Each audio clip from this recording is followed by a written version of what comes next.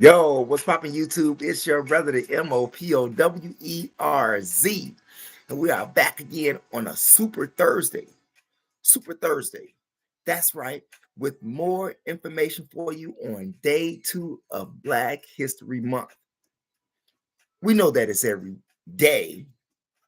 We know that Black History Month is every day.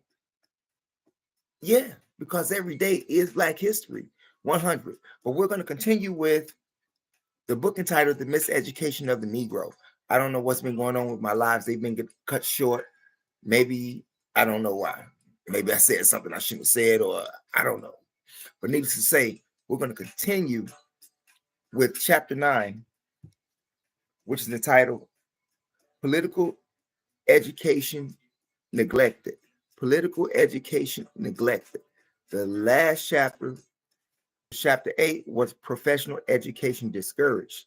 But getting straight off into it, some time ago, when Congress Oscar De Priest was distributing by thousands copies of the Constitution of the United States, certain wiseacres were disposed to make fun of it. What purpose would such an act serve? These critics, however, probably did not know that thousands and thousands of Negro children in this country are not permitted to use school books in which are printed the Declaration of Independence or the Constitution of the United States.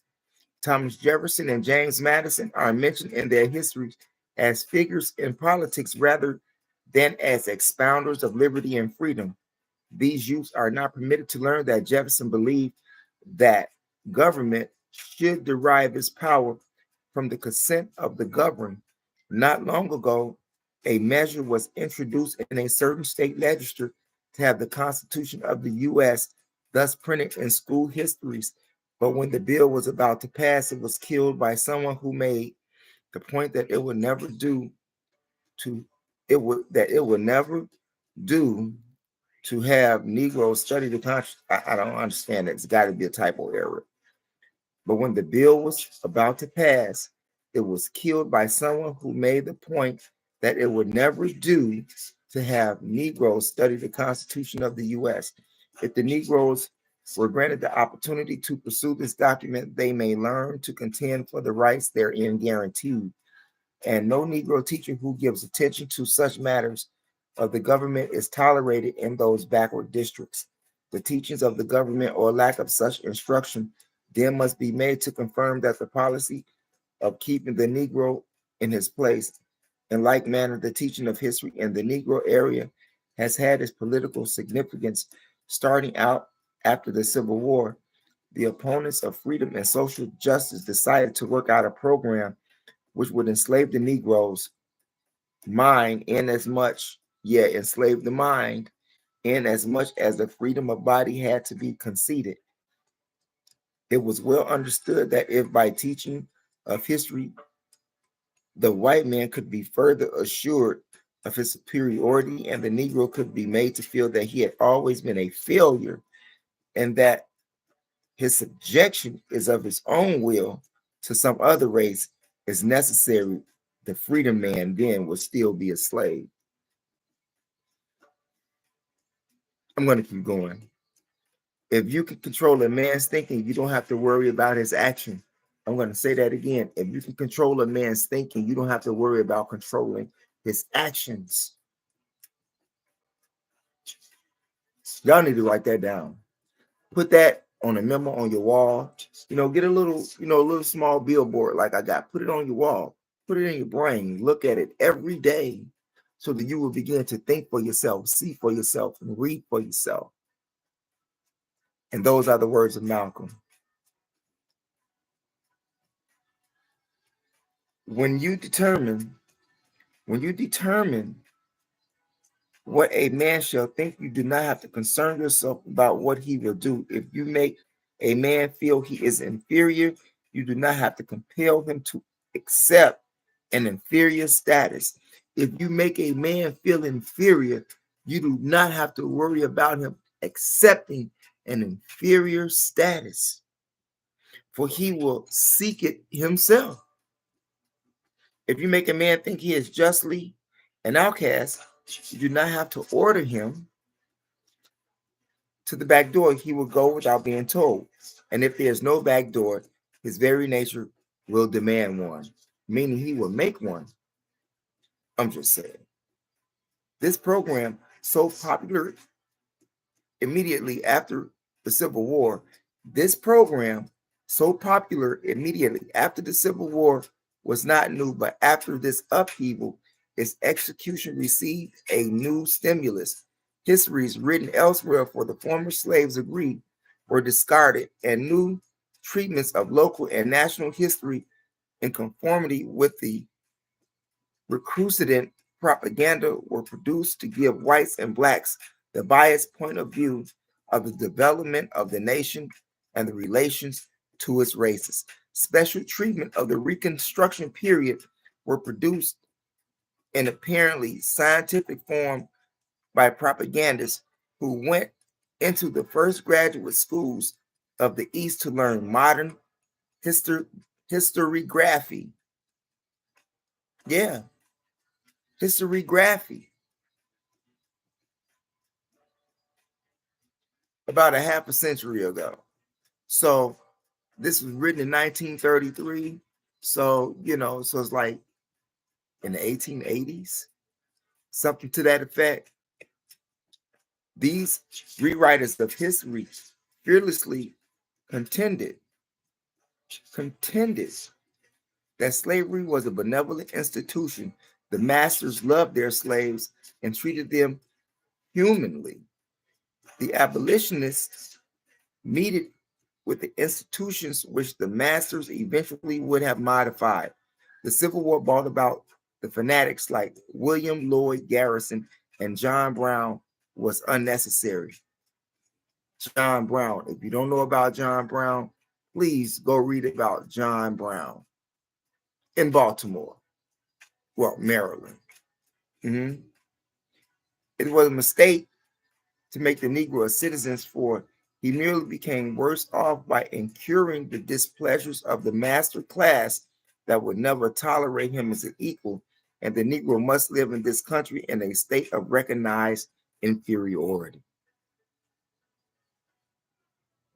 Some of those theories may seem foolish, but historians, even in the North, have been won to this point of view.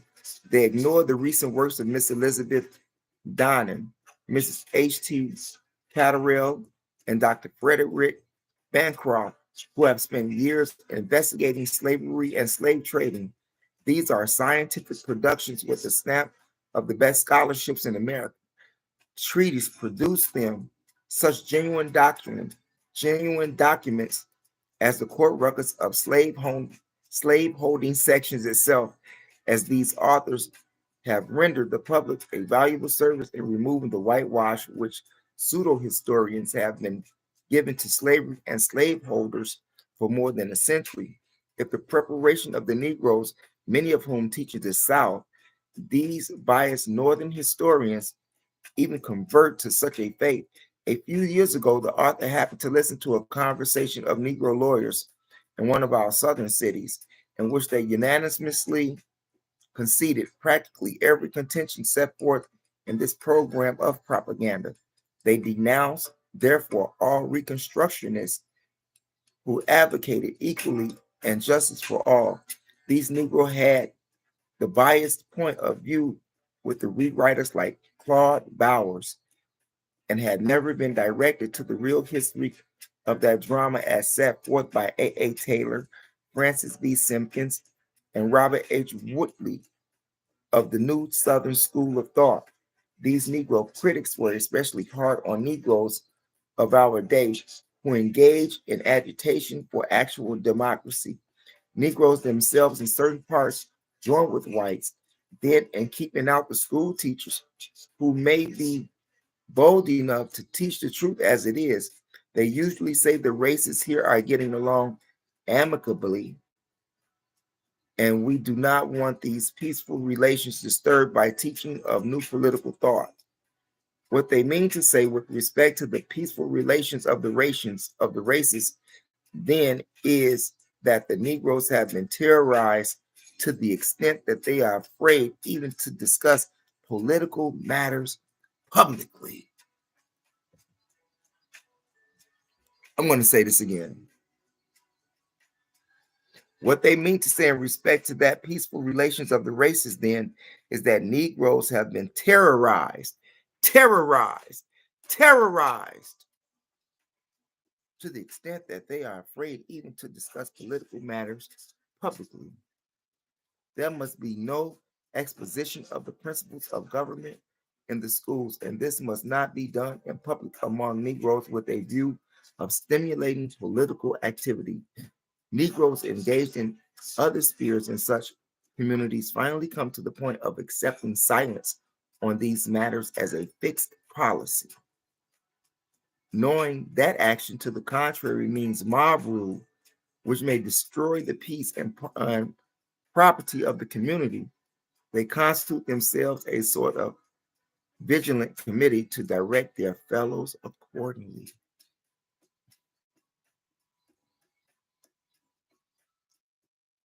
I'm going to keep going. A few years ago, a rather youthful looking high school principal in one of the large cities was unceremoniously dismissed because he said jocosely to the president of the Board of Education in reply to his remark about his youthful daring, "I am old enough to vote." Horrors, said the infuriated official, "put him out. We brought him here to teach these Negroes how to work, and he is thinking about voting." A few prominent Negroes of place muttered a little, but they did nothing effective to correct this injustice. In certain parts, therefore, the Negro under such terrorism have ceased to think of political matters as their sphere, where such things come into the teachings in more advanced work, they are presented as matters of concern to a peculiar element rather than as functions in which all citizens may participate. The result of that is that Negroes grow up without knowledge of political matters which should concern all elements. To prevent the Negroes from learning too much about these things, the whites in the schools are sometimes neglected also, but the latter have the opportunity to learn by contact, close observation, and actual participation in the affairs of government. Negroes in certain parts then have all but abandoned voting, even at points where it might be allowed. In some cases, not as many as 2,000 Negroes vote in a whole state. Back in the day, by special legislation providing for literacy tests and the payment of taxes, the number of voters has been reduced to a negligible quantity. Wow, that's crazy. I'm going to keep reading. And the few who can thus function do not do so because they are often counted out when they are or when they have the deciding vote. The test established for the restriction of suffrage were not intended to stimulate political education, but to eliminate the Negro vote by subterfuge. Negroes presenting themselves for registration are asked to do all but impossible things of expounding parts of the Constitution which have baffled high courts by whites, but whites ask simple questions which almost any illiterate man can't answer. In this way, the Negroes, however intelligent, are turned down, and all ignorant whites are permitted to vote. These laws then have retarded or are retarded rather than stimulated by the educational system of both races. Such knowledge is apparently useless for Negroes and unnecessary for the whites, for the Negroes do not immediately profit by having it, and the whites may function as citizens without it. Now, granted, sometimes you may see me reading this book and I stumble because of the way it's written. I'm just reading what it is. And I'm going to continue on. The effect of such a one-sided system is decided bad. The effect of such a one-sided system is decidedly bad. One does not realize it until he talks with men and women of these districts who, because of denial of these privileges, have lost interest in political matters. A book agent working in the plantations area of Mississippi tested the knowledge of Negroes of these matters by asking them questions about the local and state government. And many today who vote still can't tell you what these people do. You think about that. Most people, Black people, seeing that we're talking about the miseducation of the Negro, still don't know what these people are supposed to do, whom they vote for. Ask them what a senator does. Ask them what a president does. Ask them what a vice president does. Ask them what a mayor does. I guarantee you, most of them will not know. Sad, but true. The miseducation of the Negro. He discovered that they knew practically nothing in this sphere. It was difficult to find anyone who knew who the president of the United States was.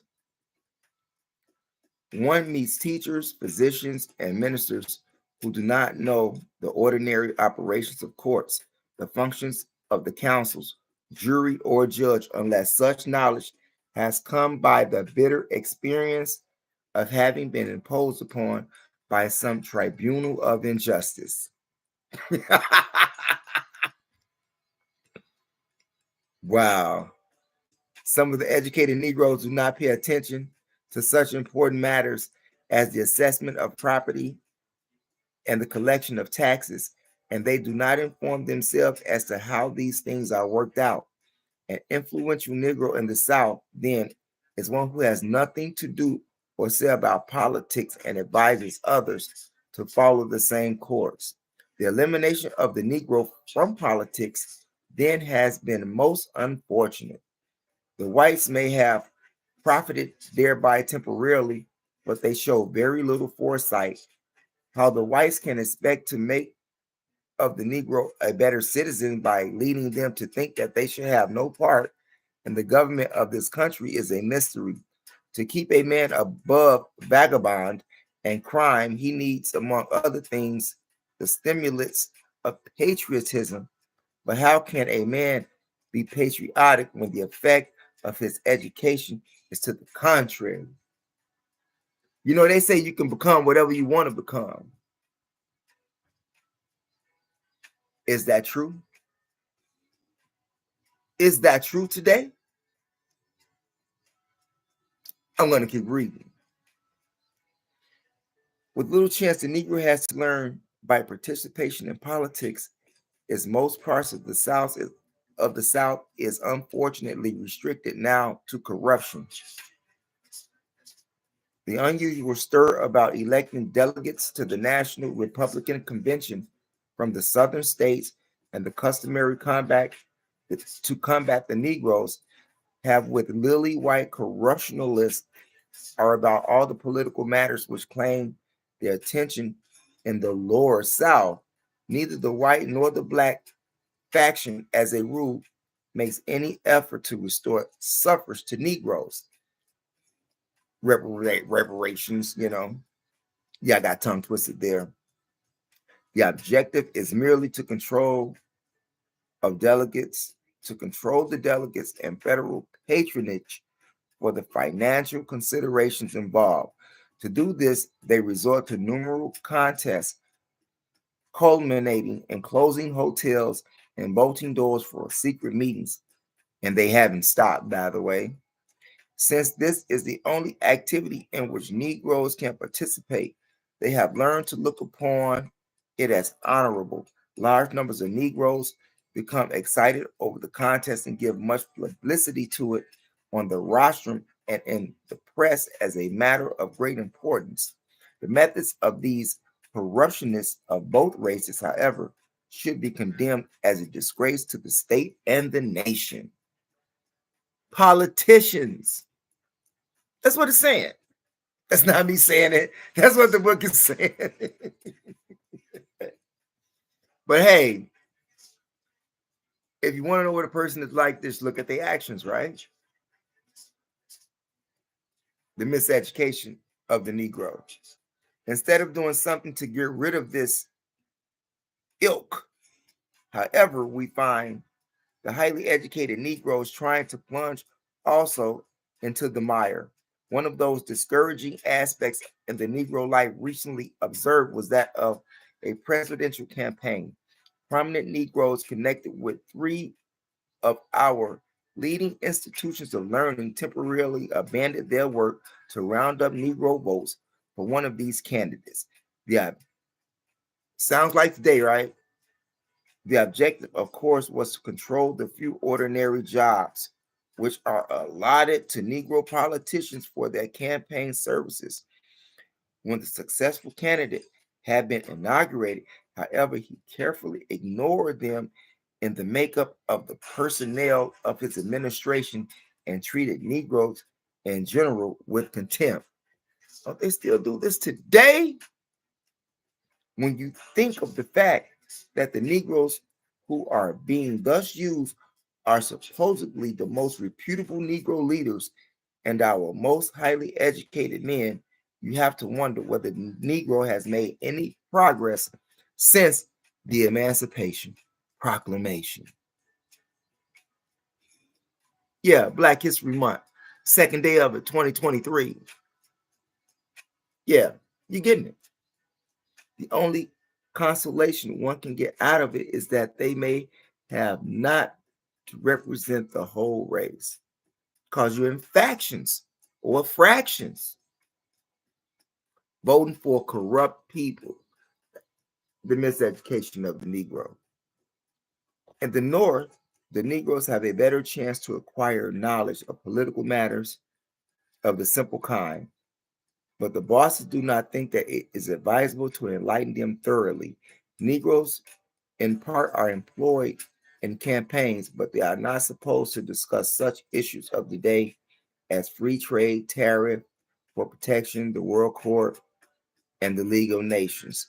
Long before Condoleezza Rice and Kamala Harris.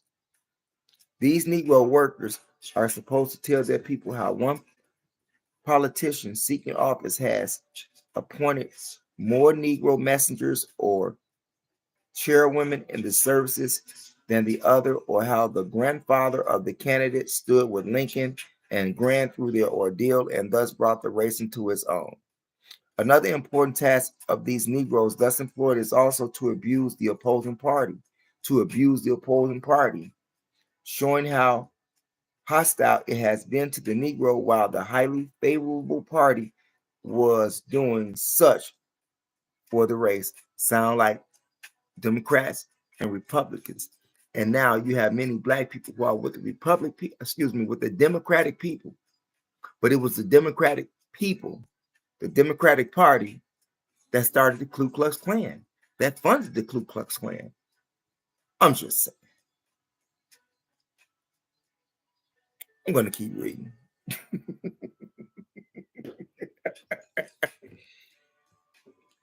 And Lincoln was a Republican who did what?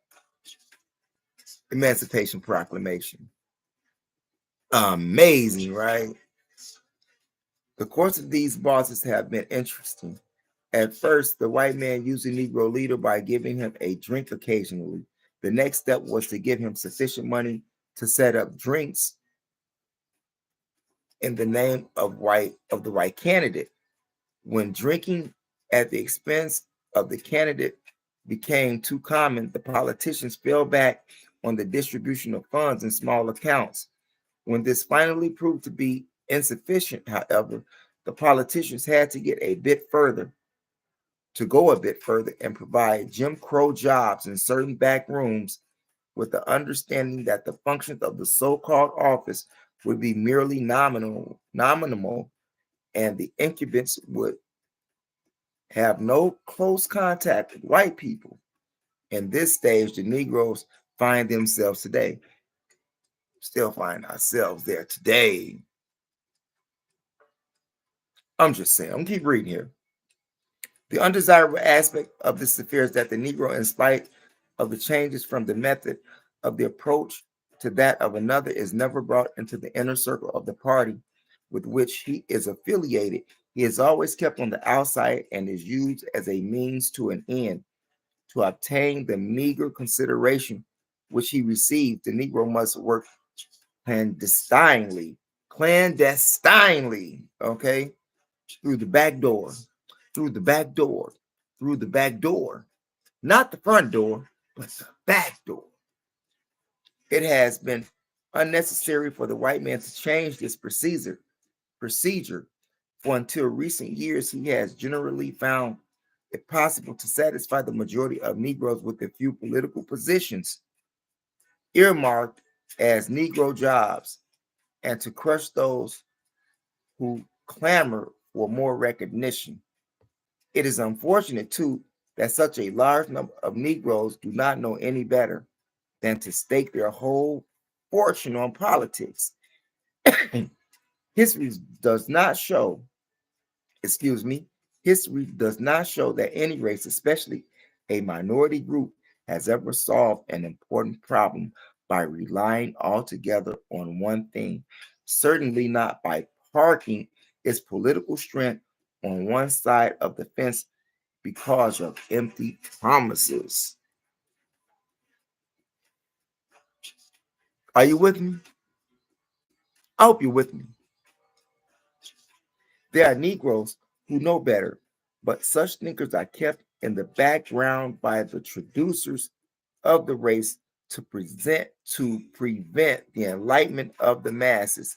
The misleading politicians, the misleading politicians, the misleading politicians are the only persons through whom the traducers act with respect to the Negro, and there are always a sufficient number of mentally underdeveloped voters who will supply them with a large following. Even the few Negroes who are elected to office are often similarly uninformed and show a lack of vision. They have given little attention to the wealthy problem of the nation, and in the legislative bodies to which they are elected, they restrict themselves as a rule to matters of special concern to the Negroes themselves. Don't get off into this business over here. Stay in your lane over here. Such